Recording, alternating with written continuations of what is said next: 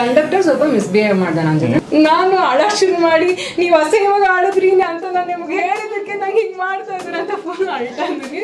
ಅವ್ರು ಇಳಿ ಆಚೆ ಇಳಿ ಅಂತ ಸುಮ್ನೆ ಅವ್ನ ಏನೋ ತೋರಿಸ್ತಾ ಇದ್ದಾನೆ, ಏನೋ ಹೇಳಿ ಅಂದ್ರೆ ಅವ್ನು ಫುಲ್ ನೆಕ್ಸ್ಟ್ ಲೆವೆಲ್ ಪರ್ಸನ್ ಅನ್ನೋದನ್ನ ಬದಿಗಿಟ್ಟು ಪ್ರೊಫೆಷನಲ್ ಅಂತ ಯೋಚನೆ ಮಾಡಿದಾಗ ಕೆಲವೊಂದೆಲ್ಲ ಬರುತ್ತಲ್ಲ, ಆ ಕಟ್ಪಾಡುಗಳೆಲ್ಲ ಮರ್ಯಾದೆ ಪ್ರಶ್ನೆಯಿಂದಾನೇ ಬರುವಂಥದ್ದು. ಅದ್ರದ್ದು ಖುಷಿ ಎಲ್ಲ ಈ ಸಿನಿಮಾದಲ್ಲಿ ಪೂರೈಸ್ಕೊಂಡಿದ್ವಿ. ಸೊ ಇವಾಗ ಪಾತ್ರಗಳ ಬಗ್ಗೆ ಮಾತಾಡೋದಾದ್ರೆ ನಮ್ಮ ಕನ್ನಡ ಇಂಡಸ್ಟ್ರಿ PM ನಮ್ಮ ಜೊತೆ ಕೂತಿದ್ದಾರೆ, ಪೂರ್ಣಚಂದ್ರ ಮೈಸೂರು.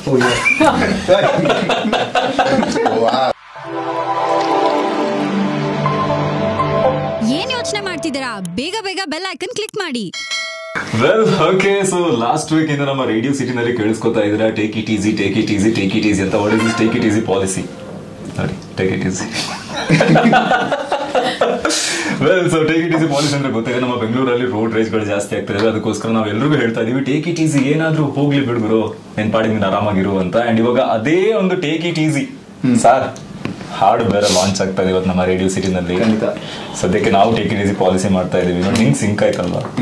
ಅದೇ ಈ ಬೆಂಗಳೂರು ಜನ ಏನೋ ಬೆಳಿಗ್ಗೆ ಎದ್ದು ಸಾಯಂಕಾಲ ಮನೆಗೆ ವಾಪಸ್ ಹೋಗೋವರ್ಗುನು ಏನಕ್ಕೋಸ್ಕರ ಎಷ್ಟು ಕಷ್ಟ ಪಡ್ತೀರಾ ಅಂತ ಅವ್ರನ್ನೇ ಕೇಳ್ಕೊಂಡ್ರೆ ಅನ್ಸುತ್ತೆ ಅಲ್ವಾ, ಏನ್ ಗುರು ಇಷ್ಟು ಕಷ್ಟ ಪಡ್ತಾ ಇದೀನಿ, ಏನ್ ಮಾಡ್ತೀನಿ ಲೈಫಲ್ಲಿ ನಾನು ಅಂತ. ಹೊಟ್ಟೆಪಾಡು ಅದಕ್ಕೆ ಅಲ್ವಾ, ಹೊಟ್ಟೆಪಾಡಿಗೆ ಅಷ್ಟೆಲ್ಲ ಸ್ಟ್ರೆಸ್ ಆಗಿ ತೊಗೊಳ್ತೀರಿ. ಸ್ವಲ್ಪ ಸ್ಲೋ ಡೌನ್ ಆಗಿ easy, take it easy, life ಚೆನ್ನಾಗಿದೆ, enjoy, slow down, enjoy.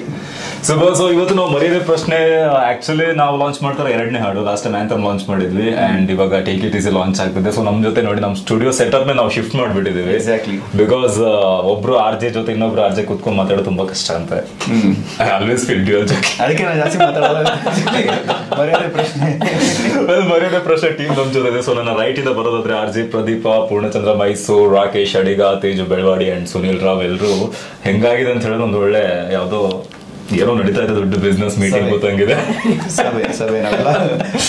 Well so ಈ ಒಂದು ಹಾಡಿನ ಬಗ್ಗೆ ಮಾತಾಡೋದಕ್ಕಿಂತ ಮುಂಚೆ ಸೊ ಮರ್ಯಾದೆ ಪ್ರಶ್ನೆ ಸಿನಿಮಾ ಬಗ್ಗೆ. ಸೊ ಕೆಲಸಗಳು ಭರದಿಂದ ಸಾಕ್ತಾ ಇದಾವೆ ಅಂತ ಗೊತ್ತಾಯ್ತು. ಡೇಟ್ ಅನೌನ್ಸ್ ಮಾಡಿದ್ವಿ ನವೆಂಬರ್ 22ನೇ ತಾರೀಕು. ಹೇಳೋದು ತುಂಬಾ ಈಸಿ ನೋಡಿ, 2/2/22 2 ಅಂತಾನೆ ಕನ್ಸಿಡರ್ ಮಾಡಿ, ಬೇರೆ ಏನೋ ಕನ್ಸಿಡರ್ ಮಾಡಿ. ಸೊ ನವೆಂಬರ್ 22 ಅಂತ ಡೇಟ್ ಫಿಕ್ಸ್ ಮಾಡಿ ಇಷ್ಟು ದಿನ ಆಕ್ಚುಲಿ ಸಿನಿಮಾ ಬರೀ ಟೈಟಲ್ ಬಗ್ಗೆ ಮಾತ್ರ ಮಾತಾಡ್ತಿದ್ವಿ. ಬಟ್ ಈಗ ನಮ್ಮಲ್ಲಿರುವಂತ ಈ ಅಮೇಸಿಂಗ್ ಆಗಿರುವಂತ ಸ್ಟಾರ್ ಕಾಸ್ಟ್ ಯಾರ್ಯಾರು ಯಾವ ತರ ಕಾಣಿಸಿದಾರೆ, ಯಾವ ರೋಲ್ ಅನ್ನೋದನ್ನ ಒಂದಷ್ಟು ಪೋಸ್ಟರ್ಸ್ ಥ್ರೂ ಹೇಳಿದೆ. ಅದು ಒಂಥರ ಜನ ಒಂಥರ ಡಿಫ್ರೆಂಟ್ ಆಗಿದೆ ಅನ್ನೋ ತರದ್ ಅಪ್ರಿಶಿಯೇಟ್ ಮಾಡಿದ್ರು. ಸರಿ, ಇವರೆಲ್ಲ ಏನ್ ಮಾಡಿದಾರೆ ಅಂತ ಒಂಚೂರು ಈ ಹಾಡಿನಲ್ಲಿ ವಿಡಿಯೋದಲ್ಲಿ ಒಂಚೂರು ತೋರಿಸಿದೀವಿ. ಸೊ ಮೊದಲನೇ ಹಾಡು ಬೇಸಿಕಲಿ ಸಿನಿಮಾ ಮಾಡಿರೋದೇ ಈ ಪ್ರಾಪರ್ ಮಿಡಲ್ ಕ್ಲಾಸ್ ಅಂತಾರಲ್ಲ, ಮಿಡಲ್ ಕ್ಲಾಸ್ ಅಲ್ಲೂ 3 ಇದೆ. Upper middle class, lower middle class ಇದೆ. ಬಟ್ ಇವರೆಲ್ಲ ಯಾರು ಅಂತ ಯೋಚನೆ ಮಾಡಿದ್ರೆ ಇವರಿಂದಾನೇ ಪ್ರಪಂಚ ನಡೀತಿರೋದು ಆಕ್ಚುಲಿ. ಅಂದ್ರೆ ಎಲ್ಲ ಯಾವ ಸೆಗ್ಮೆಂಟ್ ಬೇಕಾದ್ರೆ ಇವರಿಂದಾನೇ ನಡೀತಿರೋಂಥದ್ದು. ಅಂಡ್ ಸಿನಿಮಾ ಮಾಡಿರೋದು ನಾವು ಅವ್ರಿಗೇನೆ, ಅವ್ರ ಲೈಫ್ ಬಗ್ಗೆನೆ. ಸೂಪರ್. ಸೊ ಇವಾಗ ಲೈಕ್ ಹೆಂಗಂತ ಹೇಳಿದ್ರೆ ಒಂದು ಸಿನಿಮಾದಲ್ಲಿ ಒಂದು ಹೀರೋ ಅಂತ ಇರುತ್ತೆ, ಹೀರೋಯಿನ್, ಹೀರೋ, ಸ್ಟೋರಿ ಪ್ಲಾಟ್ ಅದೆಲ್ಲ ನಡೀತಾ ಇರುತ್ತೆ, ಸಿಕ್ಕಾಪಟ್ಟೆ ಇದೆ. ಅದ್ರ ಒಳಗಡೆ ನುಗ್ಗಿ ಹೊಕ್ಕು ಡೈವಿಂಗ್ ಮಾಡಿದವ್ರಿಗೆ ಗೊತ್ತಿರುತ್ತೆ. ಬಟ್ ಈಗ ಈ ಸಿನಿಮಾ ಬಗ್ಗೆ ನಾನು ಮರ್ಯಾದೆ ಪ್ರಶ್ನೆ ಸಿನಿಮಾ ಬಗ್ಗೆ ಕೇಳಿದಾಗ ಲೈಕ್ ಈ ಸಿನಿಮಾ ಅಂದ್ರೆ ಒಂದೊಂದು ಕ್ಯಾರೆಕ್ಟರ್ಗಳು ಬರ್ತಾ ಹೋಗುತ್ತೆ. ಸೊ ಎಲ್ಲಾ ಕ್ಯಾರೆಕ್ಟರ್ಗಳ ಮಧ್ಯೆ ನಡೆಯುವಂತ ಒಂದು ಕತೆ, ಇಲ್ಲಿ ಕಥೆನೇ ಮೇನ್ ಅಂಶ ಅಂತ ಗೊತ್ತಾಯ್ತು. ಅಂದ್ರೆ ಬೆಂಗಳೂರು ಅನ್ನೋದನ್ನ ತಗೊಂಡಿದ್ದೀವಿ. ಬೆಂಗಳೂರಿನಲ್ಲಿ ಈಗ ಒಂದೊಂದು ಏರಿಯಾನ ಹೆಂಗೆ ಡಿಫ್ರೆಂಟ್ ಆಗಿರುತ್ತೆ. ಲೈಕ್ ಈಗ ಸದಾಶಿವನಗರ, ಅದ್ರ ಪಕ್ಕದಲ್ಲಿರುವಂತ ಗುಟ್ಟಳ್ಳಿ, 2 ರೋಡ್ ದಾಟಿದ್ರೆ ಒಂದ್ 2 ಡಿಫ್ರೆಂಟ್ ಲೈಫ್ ಸಿಗುತ್ತೆ. ಸೊ ಅದನ್ನ ಈ ಸಿನಿಮಾದಲ್ಲಿ ಹೇಳಿಕೊಟ್ಟಿದ್ದೀವಿ. ಬಟ್ ಮೇಜರ್ಲಿ ಸಿನಿಮಾ ನೋಡಿದ್ದು ಚಾಮರಾಜಪೇಟೆಯಲ್ಲಿ. ಅಂಡ್ ಚಾಮರಾಜಪೇಟೆಯಲ್ಲಿ ಇರುವಂತ ಈ ಕ್ಯಾರೆಕ್ಟರ್ಗಳು, ಈ 4 ಜನ ಅದೇ ಏರಿಯಾದಲ್ಲಿ ಒಂದು 20 ವರ್ಷದಿಂದ ಜೊತೆಗಿರೋರು. ಸೊ ಇವ್ರ ಥ್ರೂ ಸಿನಿಮಾ ಸ್ಟಾರ್ಟ್ ಆಗುತ್ತೆ. ಅಂಡ್ ಹೋಗ್ತಾ ಹೋಗ್ತಾ ಹೋಗ್ತಾ ಇಡೀ ಬೆಂಗಳೂರನ್ನ ತೋರಿಸಿದ್ವಿ. ಸೂಪರ್. ಸೊ ಇವಾಗ ಪಾತ್ರಗಳ ಬಗ್ಗೆ ಮಾತಾಡೋದಾದ್ರೆ ನಮ್ಮ ಕನ್ನಡ ಇಂಡಸ್ಟ್ರಿ PM ನಮ್ ಜೊತೆ ಕೂತಿದ್ದಾರೆ, ಪೂರ್ಣಚಂದ್ರ ಮೈಸೂರು.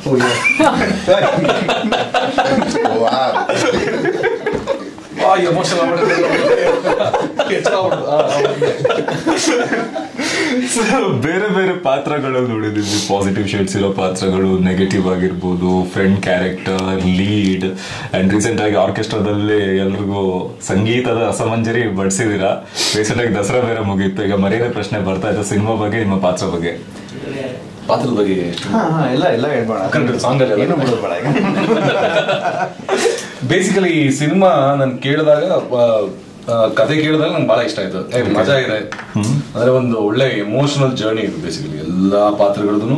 ನಿಮ್ಗೆ ಇಡೀ ಸ್ಕ್ರೀನ್ ಪ್ಲೇ ಕೇಳಿದಾಗ ಯಾವ ಪಾತ್ರಕ್ಕೂ ಏನು ನಿಮ್ಗೆ ಈ ಪಾತ್ರ ಜಾಸ್ತಿ ಮಾಡಿದೆ ಈ ಪಾತ್ರ ಜಾಸ್ತಿ ಮಾಡಿದೆ ಆ ಥರದಿಲ್ಲ. ಎಲ್ಲ ಮಿಡಲ್ ಕ್ಲಾಸ್ ಅವರು ಒಟ್ಟಿಗೆ ಸೇರಿಸ್ಬಿಟ್ಟಿದ್ದಾರೆ. ಅಂದ್ರೆ ಈಗ ಸುನೀಲ್ ಸರ್ ಕ್ಯಾರೆಕ್ಟರ್ ಇರ್ಬೋದು, ನನ್ನ ಕ್ಯಾರೆಕ್ಟರ್ ಇರ್ಬೋದು, ಇವ್ರದ್ದು ಇರ್ಬೋದು. ಸೊ ಇವ್ರೊಬ್ಬರದ್ದು ಒಂದು ವೇರಿಯೇಷನ್ ಇದೆ ಬಿಟ್ರೆ ನಮ್ದೆಲ್ಲರದು ಒಂದು ಸ್ಟ್ರಗಲ್ ಅಂದ್ರೆ ವರ್ಕಿಂಗ್ ಕ್ಲಾಸ್ ಸ್ಟ್ರಗಲ್ ಇದೆಯಲ್ಲ ಆ ಸ್ಟ್ರಗಲ್. ಸೊ ಆ ತರದನ್ನ ನಾವು ನೋಡಿರ್ತೀವಿ, ಬದುಕಲ್ಲಿ ಸಣ್ಣ ವಯಸ್ಸಿನ ಅನುಭವಿಸಿರ್ತೀವಿ. ಸೊ ಅದೆಲ್ಲಾನು ಸೇರಿಸ್ಕೊಂಡು ಅಂದ್ರೆ ಬಟ್ ಇವಾಗ ನಾನು ಕ್ಯಾರೆಕ್ಟರ್ ಮಾಡ್ತಾ ಇದ್ದೀನಿ. ಸೊ ಬಟ್ ಹುಡುಗರ ಜೊತೆ ತುಂಬಾ ಮಾತಾಡ್ತಾ ಇರ್ತಲ್ಲ. ಸೊ ಯಾವಾಗ್ಲೂ ಒಂದು ಹೆಡ್ಫೋನ್ ಹಾಕೊಂಡು ಕಂಟಿನ್ಯೂಸ್ ಆಗಿ ಅವ್ರ ಜೊತೆ ಮಾತಾಡಿದ್ದು ನಮ್ಮ ಜೊತೆ ಮಾತಾಡ್ತಿರ್ತಾರಲ್ಲ, ಅದನ್ನೆಲ್ಲ ಕೇಳಿದಾಗ ಓಕೆ ಈ ತರದ ಪಾತ್ರಗಳನ್ನ ನಾವು ಪ್ರಿಪೇರ್ ಆಗ್ಬೇಕಾದ್ರೆ ಹೆಂಗ್ ಪ್ರಿಪೇರ್ ಆಗ್ಬೋದು ಅನ್ನೋ ಫೀಲಿಂಗ್ ಎಲ್ಲ ಇರುತ್ತಲ್ಲ, ಆ ತರದ ಖುಷಿ ಎಲ್ಲ ಈ ಸಿನಿಮಾದಲ್ಲಿ ಪೂರೈಸ್ಕೊಂಡಿದ್ವಿ.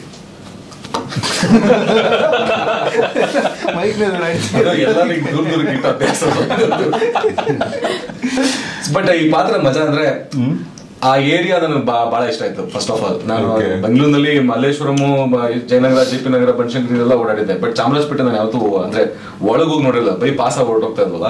ಸೊ ಇವ್ರು ಒಂದ್ ಮನೆ ಶೂಟ್ ಮಾಡ್ತಾ ಇದ್ರು. ಆ ಮನೆ ಸುತ್ತಮುತ್ತ ಏನ್ ರೋಡ್ ಇದೆಯಲ್ಲ, ರಸ್ತೆಗಳು, ಸುಮ್ನೆ ಓಡಾಡ್ತಾ ಇದ್ರೆ ನೀವು ಕ್ಯಾರೆಕ್ಟರ್ ಒಳಗಡೆ ಹೊರಟೋಗ್ತಾ ಇದ್ರಿ.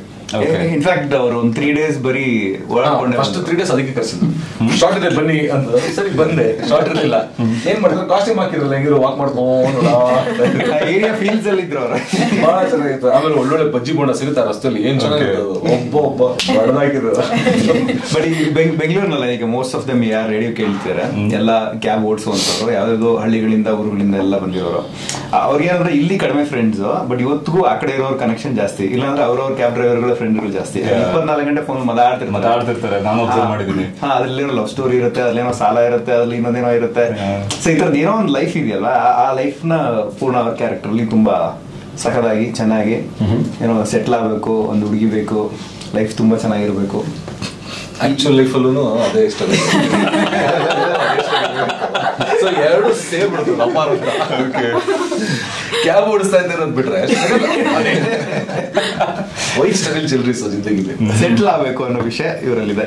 ಓಕೆ, ಸೊ ಇದು ಒಂಥರ ಸೆಟ್ಲ್ ಆಗೋ ಸ್ಟೋರಿ. ಆದ್ರೆ ಕೆಲವರಿಗೆ ಬಿಸ್ನೆಸ್ ಮಾಡಿ ಸೆಟ್ಲ್ ಆಗ್ಬೇಕು ಅಂತ ತುಂಬಾ ಪ್ಲಾನ್ಗಳಿರುತ್ತೆ. ನಾನು ಇಂಡಿಪೆಂಡೆಂಟ್ ಬಿಸ್ನೆಸ್ ಮಾಡ್ಬೇಕಪ್ಪ, ನಾನು ಬೇರೆ ಕೈ ಕೆಳಗಡೆ ಕೆಲಸ ಮಾಡೋದು ಇಷ್ಟೆಲ್ಲ ಬಿಸ್ನೆಸ್ ಮಾಡ್ಬೇಕು ಅಂತ. ಸೊ ನಿನ್ನೆ ಪ್ರದೀಪ್ ಅವ್ರ ಜೊತೆ ಮಾತಾಡಿದಾಗ ಹೇಳಿದ್ರು ಸುನೀಲ್ ಅವ್ರು ಸಖತ್ತಾಗಿ ಬಿಸ್ನೆಸ್ ಮಾಡೋ ಐಡಿಯಾ ಕೊಡ್ತಾರೆ ಅಂತ. ಹೌದು, ಏನ್ ಬಿಸ್ನೆಸ್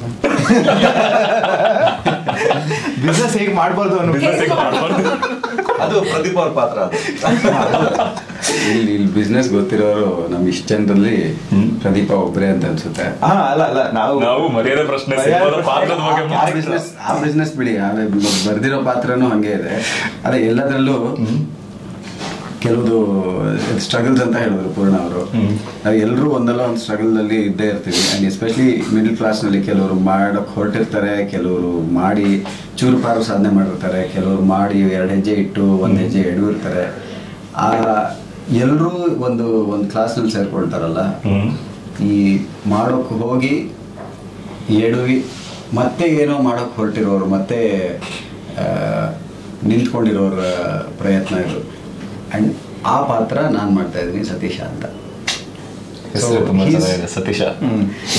ಸತೀಶನ್ ಪಾತ್ರ ಹೀಸ್ ತುಂಬಾ ಒಂದು ಸ್ವಾವಲಂಬಿ, ಸ್ವಾಭಿಮಾನಿ ಅನ್ನುವಂಥ ಪಾತ್ರ. ಅಂಡ್ ಜವಾಬ್ದಾರಿ ಇರುವಂಥ ಪಾತ್ರ. ಸೋತಿದ್ದಾನೆ, ಹೌದು, ಸೋತಿರೋದು it's not a big deal. ಸೋತಿದ್ದೀನಿ ಅಂತ ನಾನು ಸುಮ್ಮನೆ ಕೂರಕ್ಕಾಗಲ್ಲ, ಏನಾದರೂ ಮಾಡಬೇಕು, ಖಾಲಿ ಕೂರಕ್ಕಾಗಲ್ಲ, ಏನಾದರೂ ಮಾಡ್ತೀನಿ. ನನಗೂ ಜವಾಬ್ದಾರಿಗಳಿದೆ, ಮನೆ ಇದೆ, ತಂಗಿ ಇದ್ದಾಳೆ, ಈ ಥರದ್ದೆಲ್ಲ ಇರುತ್ತಲ್ಲ. ಆ ಥರದ್ದು ಒಂದು ಪಾತ್ರ ಸತೀಶ ಆದರೆ ಆ ಥರದ ಪಾತ್ರಗಳು ನಾವು ದಿನನಿತ್ಯದಲ್ಲಿ ತುಂಬ ನೋಡ್ತಾ ಇರ್ತೀವಿ. ಸೊ ನಮ್ಮ ಬಳಗದಲ್ಲಿ ಎಷ್ಟೋ ಜನ ಆ ಥರದ್ದು ಮಾಡ್ತಾರೆ, ನಾವು ನೋಡಿಲ್ಲದೆ ಇರ್ಬೋದು, ಬಟ್ ಬಳಗದಲ್ಲಿ ತುಂಬ ಜನ ಇರ್ತಾರೆ ಆ ಥರ. So that struggle is always there. ನಾನು ಬಿಲ್ ಕಟ್ಟಬೇಕು, ನಾನು ಇದನ್ನು ಮಾಡಿಸ್ಬೇಕು, ದಿನಸಿ ತಂದು ಹಾಕಬೇಕು, ತಂಗಿ ಇರ್ತಾಳೆ, ತಂಗಿಗೆ ಮದುವೆ ಮಾಡಿಸ್ಬೇಕು, ಅಪ್ಪನಿಗೆ ಹುಷಾರಿಲ್ಲ, ಅಪ್ಪನ ಮಾತ್ರೆ ತರಿಸ್ಬೇಕು, ಈ ಥರದ್ದೆಲ್ಲ ತಲೆ ಮೇಲೆ ಹೊತ್ಕೊಂಡು ಓಡಾಡೋ ಒಂದಷ್ಟು ಜನ ಹುಡುಗರು ಹುಡುಗಿರು ಎಲ್ಲ ಇರ್ತಾರಲ್ಲ, ಅಂಥ ಪಾತ್ರ ಸತೀಶಂದು. ಸತೀಶನ್ ತಂಗಿ ಲಕ್ಷ್ಮಿ. ಲೈಕ್ ಇವಾಗ ಪ್ರತಿಯೊಂದು ಗ್ಯಾಂಗ್ ಅಂತ ಇರುತ್ತೆ ಅಲ್ವಾ? ಸೊ ಪ್ರತಿಯೊಂದು ಗ್ಯಾಂಗ್ ಅಲ್ಲೂ ಒಬ್ರು ಇರ್ತಾರೆ, ಏನಾದ್ರು ಮಗ ಒಂದು ಫೋನ್ ಕಾಲ್ ಸಿಗೋರು ನೋಡಿ ದೂರದಲ್ಲಿ ಕೂತಿದ್ದಾರೆ, ಏನಿದ್ರು ಫೋನ್ ಮಾಡಿ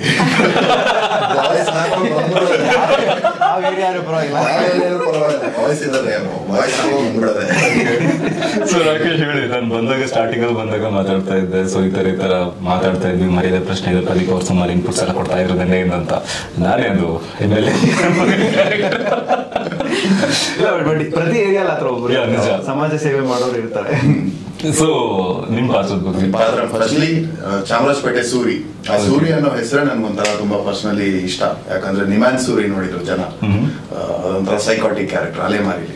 ಇವಾಗ ಮತ್ತೆ ಆ ಸೂರಿನೇ ನನ್ಗೊಂದು ಖುಷಿ.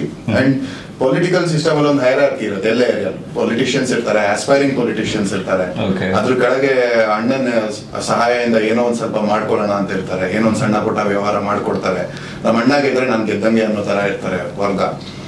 ಸೊ ಇದೊಂದು ಯುನಿಕ್ನೆಸ್ ಏನಂದ್ರೆ ಈ ಪಾತ್ರದಲ್ಲಿ, ಈ ಪೊಲೀಸ್ ಅವರು ಅಥವಾ ಈ ತರ ಪಾತ್ರಗಳು they have to be tough.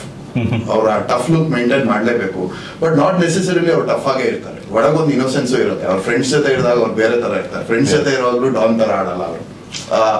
ಆ ವೇರಿಯೇಷನ್ ನಂಗೆ ತುಂಬಾ ಇಷ್ಟ ಆಯ್ತು ಇದ್ರಲ್ಲಿ. ಅದನ್ನ ತುಂಬಾ ಚೆನ್ನಾಗಿ ಡಿಸೈನ್ ಮಾಡಿದ್ದಾರೆ.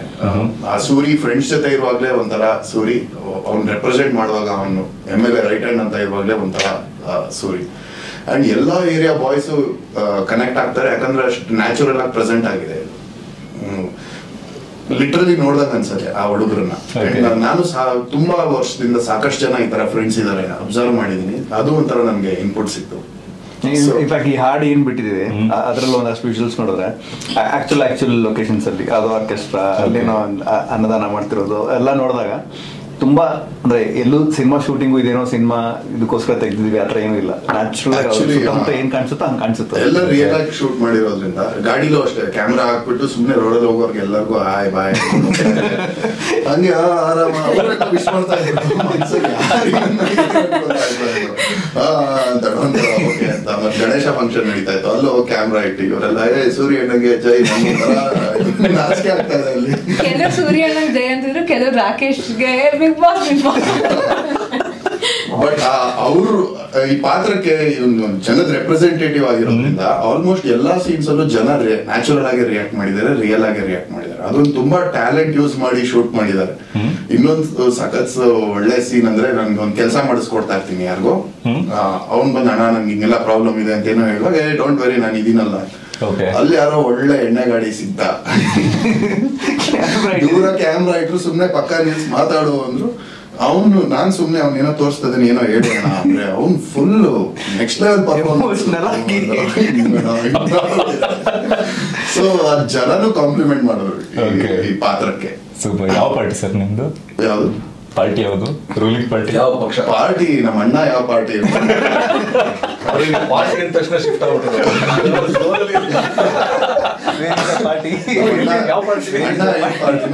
ಅಣ್ಣ ಏನ್ ಹೇಳ್ತಾರೋ ಸೊ ನೀವು ಅಣ್ಣಂಗೆ ಏನೆಲ್ಲ ಸಪೋರ್ಟ್ ಮಾಡಿದೀರಾ ಅಥವಾ ಅಣ್ಣ ನಿಮಗ್ ಸಪೋರ್ಟ್ ಮಾಡಿದಾರ ಸಿನಿಮಾದಲ್ಲಿ? ಅವರು ಸುನಿಲ್ ಅವ್ರ ಮಾತು ಹೇಳೋವಾಗ್ಲೂ ಒಂದ್ ಹೇಳಿದ್ರು, ಸುಮ್ನೆ ಕೂತ್ಕೊಳ್ಳೋದಲ್ಲ ಅಂದ್ರೆ ಮನೆ ನಡ್ಸೋದಕ್ಕೆ ಹೆಲ್ಪ್ ಮಾಡೋದಕ್ಕೆ ಹುಡುಗಿರು ಮಾಡ್ತಾ ಇರ್ತಾರೆ ಅಂತ. ಸೊ ಐ ಥಿಂಕ್ ಅದ್ ಮಿಡಲ್ ಕ್ಲಾಸ್ಗೆ ಆಕ್ಚುಲಿ ಸೀಮಿತ ಅನ್ಸುತ್ತೆ, ಮಿಡಲ್ ಕ್ಲಾಸ್. ಮತ್ತೆ ಯಾಕೆಂದ್ರೆ ಯಾರಿಗೆ ಆಗ್ಲಿ, ನಾನ್ ಇದ್ರಲ್ಲಿ ಒಂದು ರಿಟೇಲ್ ಸ್ಟೋರ್ ಅಲ್ಲಿ ಸೇಲ್ಸ್ ಗರ್ಲ್. ಸೊ ಯಾರಿಗೆ ಆಗ್ಲಿ ಡ್ರೀಮ್ ಆಗಿರಲ್ಲ ಅಲ್ವಾ, ಅಂದ್ರೆ ನಾನು ಅಂಗಡಿನಲ್ಲಿ ಹೋಗಿ ಬಟ್ಟೆ ನಾನು ವ್ಯಾಪಾರ ಮಾಡೋದಕ್ಕೆ ನಾನು ಹೆಲ್ಪ್ ಮಾಡ್ತೀನಿ, ದಟ್ಸ್ ನಾಟ್ ಎನಿಬಡೀಸ್ ಡ್ರೀಮ್. ಆದ್ರೆ ಏನೇ ಕೆಲಸ ಬಂದ್ರು ಒಂದು ಡಿಗ್ನಿಟಿಯಿಂದ ಮಾಡ್ಬೇಕು ಅನ್ನೋದಿರತ್ತಲ್ಲ, ಆ ಗತ್ತಿರತ್ತಲ್ಲ, ನಾನು ಮರ್ಯಾದೆಯಿಂದ ಮಾಡ್ತೀನಿ. ನಂಗೆ ಏನೇ ಕೆಲಸ ಕೊಟ್ಟರು ನಾನು ಶ್ರದ್ಧೆಯಿಂದ ಮರ್ಯಾದೆಯಿಂದ ಮಾಡ್ತೀನಿ. ಆ ತರ ರೋಲು ಲಕ್ಕಿದು. ಯಾವ್ದೇ ಆಕ್ಟರ್ಗೂ ಒಂದ್ ಹಸಿವಿರುತ್ತೆ. ಲಂಕೇಶ್ ಅವ್ರದ್ದು ಅವ್ವ ಅಂತ ಒಂದು ಫೋನ್ ಅದ್ರಲ್ಲಿ ಎಲ್ಲಾ ತರ ಒಂದು ಫುಲ್ ಸ್ಪೆಕ್ಟ್ರಮ್ ಆಫ್ ಎಮೋಷನ್ಸ್ ಕೊಡ್ತಾರೆ ಒಂದ್ ಹುಡುಗಿ ಅಂದ್ರೆ ಒಂದ್ ಹೆಣ್ಣಿಗೆ. ನಂಗೆ ಅನ್ಸದ್ ಲಕ್ಕಿ ಒಂಥರ ಅಣ್ಣನ ನೋಡಿದ್ರೆ ಮುದ್ದು ಬರುತ್ತೆ, ಅಣ್ಣನ ನೋಡಿದ್ರೆ ಮುದ್ದು ಮಾಡಿಸ್ಕೋಬೇಕು ಅಂತ ಅನ್ಸುತ್ತೆ. ಅಮ್ಮನ ನೋಡಿದ್ರೆ ಅಯ್ಯೋ ಮಾಡ್ಕೊಡ್ತೀನಿ ಅಮ್ಮ, ಮಾಡ್ಕೊಡ್ತೀನಿ, ಏನಿದ್ರು ಮಾಡ್ಕೊಡ್ತೀನಿ, ಸ್ವಲ್ಪ 1 ನಿಮಿಷ ವೇಟ್ ಮಾಡು. ಅಥವಾ ಅಪ್ಪನ ನೋಡಿದ್ರೆ ಬೇರೆ ತರನೇ ಕೇರ್ ಬರುತ್ತೆ. ಅದೇ ಅವಳ ಪ್ರೀತಿಸೋ ಹುಡುಗನ ನೋಡಿದ್ರೆ ಅವಳಿರೋ ರೀತಿನೇ ಬೇರೆ, ಅಥವಾ ಕೆಲಸ ಮಾಡೋ ಜಾಗದಲ್ಲಿ ಅವಳಿರೋ ರೀತಿ ಬೇರೆ. ಎಲ್ಲಾ ಕಡೆ ಒಟ್ನಲ್ಲಿ ಅವಳ ಮೇನ್ ಸೆಂಟರ್ ಏನಂದ್ರೆ ನನ್ತನದಿಂದ, ನನ್ನ ದುಡ್ಡಿಂದ ಏನೇ ಇದ್ರು ನನ್ನಿಂದ ನಾನು ಮಾಡ್ತೀನಿ, ನಾನು ಯಾರನ್ನು ಕೇಳ್ಕೊಳ್ಳೋ ಹಂಗೆ ಬೇಡ್ಕೊಳ್ಳೋ ಹಂಗೆ ಆಗ್ಬಾರ್ದು ಅಂತ. ಸೊ ನಂಗೆ ಆ ಪಾತ್ರಕ್ಕೆ ಡ್ರೈವಿಂಗ್ ಫೋರ್ಸ್ ಅದೇ ಅಂತ ಅನ್ನಿಸ್ತು. ಯಾರದೇ ಹಂಗಿಲ್ದೆ ನಾನು ಬದುಕು ನಡೆಸ್ತೀನಿ. ಇಂಡಿಪೆಂಡೆಂಟ್. ಸೂಪರ್. ಸೊ ಇವಾಗ ಸಿನಿಮಾದ ಪಾತ್ರದ ಬಗ್ಗೆ ಮಾತಾಡೈತೆ. ಈಗ ಹಾಡ್ ಲಾಂಚ್ ಮಾಡೋ ಟೈಮ್ ಕೂಡ ಬಂದೇ ಬಿಡ್ತು. ಸೊ ಎಲ್ಲ ಈಸಿಯಾಗಿ ತಗೊಳ್ಳೋಣ. ಸೊ ಹಾಡಿನ ಬಗ್ಗೆ ಹಾಡು ಇನಿಷಿಯಲಿ ನಾವು ಸ್ಕ್ರಿಪ್ಟ್ ಟೈಮ್ ನಲ್ಲಿ ಇದು ಆಕ್ಚುಲಿ ಪ್ಲಾನ್ ಇರಲಿಲ್ಲ. ಓಕೆ. ಅಂಡ್ ಇನ್ನೇನ್ ಶೂಟ್ ಹೋಗ್ಬೇಕು ಆಗ ನಮ್ಗೆ ಒಂದಷ್ಟು ಸೀನ್ಗಳು ಯಾಕೋ ಯಾಕೆ ಸೀನಾಗಿ ನೋಡ್ತಿದೀವಿ, ಇಷ್ಟು ಸೀನ್ಸ್ ನ ಯಾಕೆ ಸೇರಿಸ್ಬಿಟ್ಟು ಒಂದು ಹಾಡು ಮಾಡ್ಬೋದು ಅಂತ ಇನ್ನೇನ್ ಶೂಟ್ ಹೋಗೋ 5 ದಿನ ಮುಂಚೆ ಆಕ್ಚುಲಿ ಬಂದಿದ್ದು ಹಾಡು. ಸೊ ಈ ಕಡೆ ನಾವು ಶೂಟ್ ಮಾಡ್ತಿದ್ವಿ, ಆ ಕಡೆ ಹಾಡು ಕಂಪೋಸ್ ಆಗ್ತದೆ. ಬಟ್ ಪ್ಯಾರಲಲ್ಲಿ ಶೂಟ್ ಮಾಡ್ತಿದೀವಿ, ಈ ಹಾಡನ್ನ ಮೈಂಡ್ ಇಟ್ಕೊಂಡು ಶೂಟ್ ಮಾಡ್ತಿದೀವಿ. ಔಟ್ಪುಟ್ ಹೆಂಗಿರುತ್ತೆ ಅಂತ ಗೊತ್ತಿಲ್ಲ. ಬಟ್ ಫಸ್ಟ್ ಟೈಮ್ ರಿದಮ್ ಅಂತೇನೋ ಕೊಟ್ಟಾಗ ಅವರು ಒಂದು ಬೇಸಿಕ್ ಟ್ಯೂನ್ ಕೊಟ್ಟಾಗ ಫೋಕಿಶ್ ಅಪ್ರೋಚಲ್ಲಿ ಕೊಟ್ರು. ನಾವು ಇಲ್ಲ ಚಾಮರಾಜಪೇಟೆ ನೋಡ್ತಿದೀವಿ, ಬಟ್ ಏನೋ ಒಂದು ಫೋಕ್ ಸಾಂಗ್ ತರ ಇದೆ, ಹೆಂಗ್ ವರ್ಕ್ ಆಗುತ್ತಿದ್ವು ಅನ್ನೋದು ಒಂದಿತ್ತು. ಆಮೇಲೆ ಒಂಚೂರು ಹಮ್ ಮಾಡಿ ಅದಕ್ಕೆ ಪ್ರಮೋದ್ ಮರವಂತಿ ಅವ್ರಿಗೆ ಕಳಿಸಿದ್ವಿ. ಒಂದು 2 ಲೈನ್ ಬರೆದ್ರು, ಈಸಿ ಟೇಕ್ ಇಟ್ ಈಸಿ ಅಂತ ಪಟ್ಟಂತ ಬರೆದ್ರು. ಫಿಕ್ಸ್ ಆಗೋದ್ವಿ. ಅಂದ್ರೆ ಇದು ಇವತ್ತಿನ ಲೈಫಿಗೆ ಅಂದ್ರೆ ಬೆಂಗಳೂರಿಗೆ ಈ ಪರ್ಟಿಕ್ಯುಲರ್ ಲೈನ್ಸ್ ತುಂಬಾ ಸೂಟ್ ಆಗುತ್ತೆ. ಅಂಡ್ ಹಾಡ್ ಫಿನಿಶ್ ಆದ್ಮೇಲೆ ಅಂಡ್ ಎಸ್ಪೆಷಲಿ ಶರಣ್ ಅವ್ರ ಹಾಡಾದ್ಮೇಲೆ ಆ ಲಿರಿಕ್ಸು, ಈ ವಿಜುವಲ್ಸು ಅಂಡ್ ಏನ್ ಹೇಳಕ್ ಹೊರಟಿದ್ವಿ ಈ ಸಿನಿಮಾದಲ್ಲಿ ಪರ್ಫೆಕ್ಟ್ ಆಗಿ ಅದೊಂದು ಒಳ್ಳೆ ಟೇಕ್ ಆಫ್ ತರ ಇದೆ ನಮ್ಗೆ. ಸೊ ಹಾಡ್ ಕೇಳಿಲ್ಲ ಅಂದ್ರೆ ಕೇಳಿ, ನೋಡಿಲ್ಲ ಅಂದ್ರೆ ನೋಡಿ. ಮರ್ಯಾದೆ ಪ್ರಶ್ನೆ ನಿಮ್ದು. ವೆಲ್, ಸೊ ಇವಾಗ ಮರ್ಯಾದೆ ಪ್ರಶ್ನೆ ಹಾಡನ್ನು ಕೂಡ ಕೇಳಿಸ್ಕೊಂಡಿದ್ದೆ. ಒಂದು ಚಿಕ್ಕ ಸೆಗ್ಮೆಂಟ್ ಆಯ್ತಾ ಎಲ್ರಿಗೂ. ಸೊ ಸಿಚುವೇಶನ್ ನಾನ್ ಕೊಡ್ತೀನಿ, ಆ ಸಿಚುವೇಶನ್ ಅಲ್ಲಿ ಯಾವತ್ತಾದ್ರೂ ನಿಮಗೆ ಮರ್ಯಾದೆ ಪ್ರಶ್ನೆ ಮೂಮೆಂಟ್ ಆಗಿದೆಯಾ ಅಂತ ಹೇಳ್ಬೇಕು. ಎಲ್ಲಿಂದ ಸ್ಟಾರ್ಟ್ ಮಾಡೋಣ? ಎಲ್ಲಿಂದ? ಸುಮ್ಮನೆ ಸ್ಟಾರ್ಟ್ ಮಾಡೋಣ. ಓಕೆ. Senior most. ಯಾವತ್ತಾದ್ರೂ ಖರ್ಚು ಮಾಡೋ ವಿಚಾರ ಆಗಿರ್ಬೋದು, ಬಿಸ್ನೆಸ್ ಮಾಡೋ ವಿಚಾರ ಆಗಿರ್ಬೋದು, ಪ್ಲಾನ್ ಮಾಡೋ ವಿಚಾರ, ಇಲ್ಲ ಫ್ರೆಂಡ್ ಜೊತೆ ಕೂತ್ಕೊಂಡು ಮಾತಾಡ್ತಾ ಇರ್ತಾರೆ ಬಿಸ್ನೆಸ್ ಪ್ಲಾನ್, ಆ ಟೈಮಲ್ಲಿ ಯಾವತ್ತಾದ್ರೂ ಮರ್ಯಾದೆ ಪ್ರಶ್ನೆ ಮೂಮೆಂಟ್ ಆಗಿದೆ ನಮಗೆ? ಮರ್ಯಾದೆ ಪ್ರಶ್ನೆ ನೋಡಿ, ನಾವಿರೋ ವೃತ್ತಿನೇ ಆಗಿದೆ. ಎಲ್ಲದು ಕೆಲವೊಂದು ಸರ್ತಿ ನಾವು ಪರ್ಸನಲಿ ಕೇರ್ ಮಾಡದೇ ಇರೋದೆಲ್ಲ ಪ್ರೊಫೆಷನಲಿ ಕೇರ್ ಮಾಡ್ಬೇಕಾಗಿ ಬರುತ್ತಲ್ಲ, ಅದೆಲ್ಲ ಮರ್ಯಾದೆ ಪ್ರಶ್ನೆ. ಅದೇ ಕ್ಯಾಟಗರಿಯಲ್ಲಿ ಬಂದ್ಬಿಡುತ್ತೆ ಅದು. ಅದು ಸ್ವಾಭಾವಿಕವಾಗಿ ನಮ್ಗೆ ಬರ್ದೇ ಇರ್ಬೋದು ಆ ಥರ ಯೋಚನೆಗಳು. ಬಟ್ ನಾವು ಪರ್ಸನ್ ಅನ್ನೋದನ್ನ ಬದಿಗಿಟ್ಟು ಪ್ರೊಫೆಷನಲ್ ಅಂತ ಯೋಚನೆ ಮಾಡಿದಾಗ ಕೆಲವೊಂದೆಲ್ಲ ಬರುತ್ತಲ್ಲ, ಆ ಕಟ್ಪಾಡುಗಳೆಲ್ಲ ಮರ್ಯಾದೆ ಪ್ರಶ್ನೆಯಿಂದಾನೇ ಬರುವಂಥದ್ದು. ಸೊ ಆ ಥರದ್ದೆಲ್ಲ ಬಂದಿರೋದುಂಟು. But then it's not just that. I think ಮರ್ಯಾದೆ ಪ್ರಶ್ನೆ ಅನ್ನೋದು ಅದೊಂದು ಮಾನಸಿಕತೆ. It's a state of mind.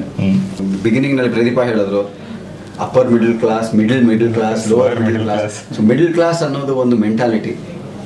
ಈಗ ಎಷ್ಟೋ ಜನ ಇವಾಗ ಕಷ್ಟಪಟ್ಟು ಮೇಲ್ಗಡೆ ಬಂದವರು, ಅವರಿಗೆ ಲಕ್ಷಾನುಗಟ್ಟಲೆ ಕೋಟ್ಯಾನುಗಟ್ಟಲೆ ಬಂದ್ರು ಆ ಮಿಡಲ್ ಕ್ಲಾಸ್ ಮೆಂಟಾಲಿಟಿ ಅನ್ನೋದನ್ನು ಬಿಡಲ್ಲ. ಕೆಲವರು ಒಳ್ಳೆ ಕಾರಣಕ್ಕೋಸ್ಕರ ಬಿಡಲ್ಲ, ಕೆಲವರು ಕೆಟ್ಟ ಕಾರಣಕ್ಕೋಸ್ಕರ ಬಿಡಲ್ಲ. ಕೆಲವರು ಅವ್ರ ಮಕ್ಕಳೆಲ್ಲ ಬೈತಾ ಇರ್ತಾರೆ ಇದೇನಿದು ಮಿಡಲ್ ಕ್ಲಾಸ್ ಮೆಂಟಾಲಿಟಿ ಅಂತ. ಬಟ್ ಅವ್ರ ಅಪ್ಪ ಅಮ್ಮಂದರು ಅಥವಾ ಇಲ್ಲಿ ಹೊರಗಡೆ ಇದ್ದವ್ರು ನೋಡ್ತಾ ಇರ್ತಾರೆ, ನೋಡಿ ಎಷ್ಟು ದೊಡ್ಡವರಾದ್ರೂ ಆ ಸಿಂಪ್ಲಿಸಿಟಿ ಬಿಟ್ಟಿಲ್ಲ. ಕೆಲವುದೆಲ್ಲ ಮಿಡಲ್ ಕ್ಲಾಸ್ ಮೆಂಟಾಲಿಟಿಯಿಂದಾನೇ ಬರುವಂಥ ಸಿಂಪ್ಲಿಸಿಟಿಗಳು. ಈ ರೀತಿ ಇದೆಲ್ಲ ಅದು ಯಾಕೆ ಅಂತಂದ್ರೆ ಒಂದು ಕನ್ಸರ್ವೇಟಿವ್ ಅಂದ್ರೆ ಒಂದು ಸೆಲ್ಫ್ ಪ್ರೆಸರ್ವೇಷನ್ ಅನ್ನೋದ್ರಿಂದ ಬರುತ್ತೆ. ಉಳಿವು ಅನ್ನೋದ್ರಿಂದ ನೆಕ್ಸ್ಟ್ ಬೆಳವಣಿಗೆ ಅನ್ನೋದು ಬರುತ್ತೆ. ಕೆಲವರಿಗೆ ಬೆಳವಣಿಗೆನೇ ಮೊದಲನೇ ಹೆಜ್ಜೆ ಆಗುತ್ತೆ, ಕೆಲವರಿಗೆ ಉಳಿವು ಅನ್ನೋದೇ ಮೊದಲನೇ ಹೆಜ್ಜೆ ಇರುತ್ತೆ. ನಾನು ಫಸ್ಟ್ ಉಳ್ಕೋಬೇಕು ಆಮೇಲೆ ಬೆಳಿಬೇಕು ಅಂತ. ಸೊ ಆ ಥರದ ಕ್ಲಾಸ್ ಸ್ಟ್ರಗಲ್ಸ್ ಎಲ್ಲ ಇದ್ದಾಗ ಮರ್ಯಾದೆ ಅನ್ನೋದೇ ಇದು ಎಲ್ಲದಕ್ಕೂ ಒಂಥರ ಅವಿಭಾಜ್ಯ ಅಂಗ ಅನ್ನೋವಂಥದ್ದು ಮರ್ಯಾದೆ ಅನ್ನೋದು. Dignity of what you do in what you do. ಕೆಟ್ಟ ಕೆಲಸ ಮಾಡಬಾರ್ದು, ಸುಳ್ಳು ಹೇಳ್ಬಾರ್ದು, ಕಳ್ತನ ಮಾಡಬಾರ್ದು ಅನ್ನೋವಂಥದ್ದೆಲ್ಲ ಸಣ್ಣದಿರುತ್ತಲ್ಲ, ಅದು ದೊಡ್ಡದಾಗಿ ಕಾಣಿಸೋದು ಮರ್ಯಾದೆ ಇಲ್ಲ. ಸೊ ಈ ಮರ್ಯಾದೆ ಪ್ರಶ್ನೆ ಕಥೆನೇ I think it revolves around all that. So I guess long story short, that ಮರ್ಯಾದೆ ಅನ್ನೋದು ತುಂಬಾ ಇಂಪಾರ್ಟೆಂಟ್ ಎಲ್ರಿಗೂ, ಎಸ್ಪೆಷಲಿ ನಮ್ಮ ಕ್ಲಾಸ್ಗೆ, ಮಿಡಲ್ ಕ್ಲಾಸ್ಗೆ ತುಂಬಾ ಇಂಪಾರ್ಟೆಂಟ್. ಸೊ ತೇಜು ಅವರೇ, ಒಬ್ರು ಹೆಣ್ಣು ಮಗಳಾಗಿ ನಾನು ಈ ಕೆಲಸ ಮಾಡ್ಲೇಬೇಕಿಲ್ಲ ಅಂದ್ರೆ ಮರ್ಯಾದೆ ಪ್ರಶ್ನೆ ಅಂತ ಯಾವ ತರ ಅನ್ಸಿದೆ ಯಾವ್ದಾರ ವಿಷಯದಲ್ಲಿ?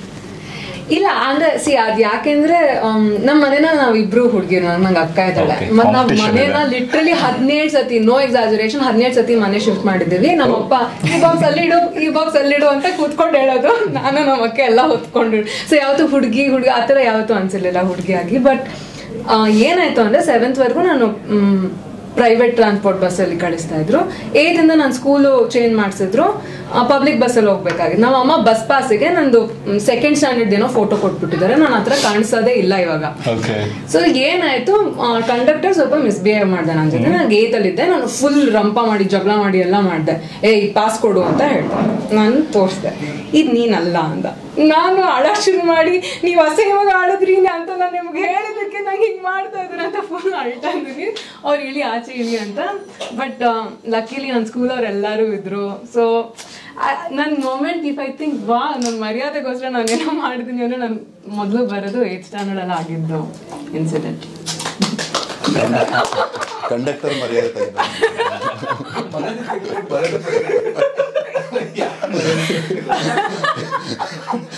ಕಂಡಕ್ಟರ್ ದಯವಿಟ್ಟು ಮರ್ಯಾದೆ ಕತೆ ಕೇಳಿದೆ. ಅಂದ್ರೆ ಒಂದು ಹುಡುಗ ತೆಂಗಿನ ಬಗ್ಗೆ ಓದ್ಕೊಬಿಟ್ಟಿರ್ತಾನೆ, ಆದ್ರೆ ಅವನ್ಗೆ ಹಸು ಬಗ್ಗೆ ಪ್ರಶ್ನೆ ಬಂದ್ಬಿಡುತ್ತೆ. ಸೊ ಅವನು ಹಸುನ ತಗೊಂಡ್ಬಂದು ಇಡೀ ತೆಂಗಿನ ಮರದ ಬಗ್ಗೆ ಮಾತಾಡಿ ಅದನ್ನ ಕೊನೆಗೆ ಹಸುನ ತಗೊಂಡೋಗಿ ತೆಂಗಿನ ಮರ ಕಟ್ಬೋದು ಅಂತ ಹಸು ಬಗ್ಗೆ ಮಾತಾಡ್ತಾನೆ. ಸೊ ಇದು ಆಕ್ಚುಲಿ ಈ ಕತೆ ನನಗೆ ಇವಾಗ ಜ್ಞಾಪಕ ಆಯ್ತು. ಅವ್ನು ಏನೇ ಸಿಚುವೇಶನ್ ಕೊಟ್ಟು ಲಾಸ್ಟ್ಗೆ ಫ್ಲೈಟ್ ಅಲ್ಲಿ ಹೋಗ್ತಾ ಇದೆ, ಫ್ಲೈಟ್ ಅಲ್ಲಿ ಕೆಳಗಡೆ ಒಂದು ಹಸು ಕೆಳಗಡೆ ಒಂದು ಗ್ರೌಂಡ್ ಕಾಣಿಸ್ತಾ ಅಲ್ಲಿ ಹುಲ್ಲಿತ್ತು, ಅಲ್ಲಿ ಹಸು ತಂದು ಹುಲ್ಲು ಬೇಯಿಸ್ಬೋದು. ಸೊ 5 ರೂಪಾಯಿ ಅಲ್ಲಿಂದ ಅಲ್ಲಿಗೆ 5 ರೂಪಾಯಿ ಜೇಬಲ್ಲಿ ಇದೆ, ನನಗೆ ನೆನಪಿದೆ, ನಾನು ಇಟ್ಕೊಂಡಿರೋದು 5 ರೂಪಾಯಿ ಇರೋದು, ಬೇರೆ ಏನಿಲ್ಲ. ಇದೇ ಕಂಡಕ್ಟರ್ ಜೇಬಲ್ಲಿ ಹಾಕೊಂಡು ತಡ್ಕಾಡ್ತಾ ಇದ್ದೀನಿ, ಅವ್ನು ಸಿಗ್ತಾ ಇಲ್ಲ, ಏನು ಉಳಿತು ನನ್ಗೀಗೋ ನನ್ ಮರ್ಯಾದೆ ಪ್ರಶ್ನೆ ಎಲ್ಲ ಹೆಂಗ್ ತಲೆಗೆ ನತ್ತಿಗೆ ಹೇಳ್ತಾ ಇದ್ರೆ ಅವ್ನು ನಡ್ಕೊಂಡು ಬರ್ತಾ ಇದ್ರೆ ಸ್ಲೋ ಮೋಷನ್ ಅಲ್ಲಿ ಟಿಕೆಟ್ ತಗೊಂಡು ಅವ್ನು ನನ್ಗೆ ಏನೇನೆಲ್ಲ ಅನ್ಬೋದು ಅಂತ ನಾನು ಸೊ ಎಲ್ಲಿ ಜಂಪ್ ಆಗ್ಬೋದು ಅಂತ. ಸೊ ಮೂವಿಂಗ್ ಬಸ್ ಇಂದ ಹಾರ್ಬೋಣ, ಇದಕ್ಕಿಂತ ಮರ್ಯಾದೆ ಏನೇನಿದೆ ಅವನ ಹತ್ರ ನನ್ಗೆ ಆಗಲ್ಲ, ನನ್ಗೆ ಈಗೋ ಬಂದ್ಬಿಟ್ರೆ ಮ್ಯಾಟ್ರು ಬೇರೆ ತರ ಆಗ್ಬಿಡುತ್ತೆ. ಇಂತಹ ಹೆಚ್ಚಿನ ಕಾಂಟೆಂಟ್ಗಳಿಗೆ ಸಬ್ಸ್ಕ್ರೈಬ್ ಆಗಿ radio city Kannada YouTube channel. ಏನ್ ಯೋಚನೆ ಮಾಡ್ತಿದ್ದೀರಾ? ಬೇಗ ಬೇಗ ಬೆಲ್ ಐಕನ್ ಕ್ಲಿಕ್ ಮಾಡಿ.